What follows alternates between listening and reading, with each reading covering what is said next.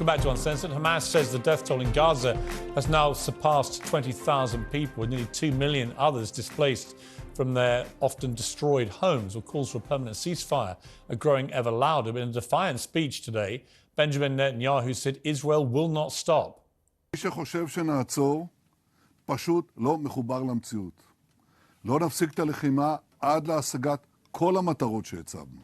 חיסול החמאס, שחרור חטופינו, והסרת האיום מעזה. Well, should the US now back calls for a ceasefire, and could Israel face sanctions for the scale of its response on October the 7th? Joining to discuss this is the independent presidential candidate, Dr. Cornel West, and international law expert, Eugene Kontorovich. Welcome to both of you. Cornel West, great to have you back on the programme. Let me ask you, first of all, Benjamin Netanyahu tonight, very unequivocal. Israel will keep fighting Hamas until they are eradicated, which means there's going to be months and months more of what we've been seeing. What is your response to that? Well, as you know, I've called for Netanyahu and the IDF to be brought before the ICC, the International Criminal Court, Article 6, 7, and 8, crime of genocide, crime against humanity, and war crime. And what I mean by that is we need to live in a world in which we fundamentally believe that Palestinian suffering has the same value as Jewish suffering. Jewish suffering has the same value as Palestinian suffering. If this were a Palestinian occupation and domination, a Palestinian genocide against Jews in which there were nearly 8,000 precious Jewish babies killed in 50 days, we'd have a qualitatively different discussion, qualitatively different response. And I believe Biden, Harris, Austin, we can go right down the line, Kirby, Blinken, they are complicitous with Israel's war crimes against the Palestinians. Has Hamas committed war crimes? Absolutely, they've committed war crimes, but not crimes of genocide. And when Netanyahu invokes Amalek, 1 Samuel 15:3, in the biblical text, and I speak as a Christian, I know the difference between those divine sanctioned genocidal commands, kill every woman, kill every child in order to procure our end. He's invoked a number of times. October 28th, he's invoked Amalek. That's genocidal intent. And this genocidal attack flowing from that intent.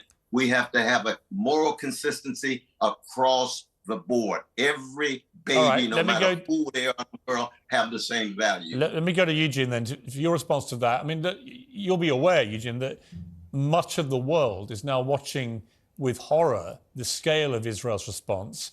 And when they hear Netanyahu saying this isn't going to stop until we've got rid of all of Hamas, and at best estimates, they've only killed 6,000 to 7,000 Hamas terrorists, and that's just if you take IDF's word for it. That means that 80% of Hamas has not been eliminated yet. How many civilians are going to get killed in the next few months or even years before Hamas is eradicated? And how, in the end, does that help either peace in the region, or how does it stop just massive escalation and radicalization against Israel?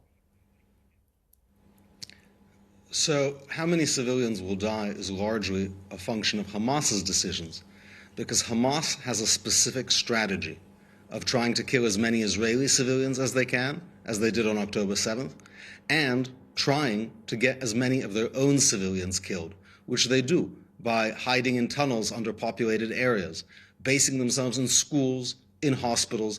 Their strategy is to roll up their civilian death toll, which at the same time, Israel does everything to limit. Israel is only targeting Hamas. Now, Hamas makes it difficult by hiding amongst civilians, and the deaths of those civilians are Hamas war crimes. The accusations of genocide, it's what psychologists call projection, accusing your enemy, the other side, of exactly what you're doing to distract and whitewash what you're doing. October 7th was a genocidal invasion of Israel, where Hamas invaded Israel, chopped up families in front of each other, burned people alive. And now Israel is responding more moderately than any country would. Let me just put you on that. In terms of its supposed moderate response, in the last few days alone, we've seen the IDF shoot dead 3 Israeli hostages who were wearing no shirts and had a banner asking for help. They were surrendering whoever they were. They turned out to be hostages. Then we had 2 women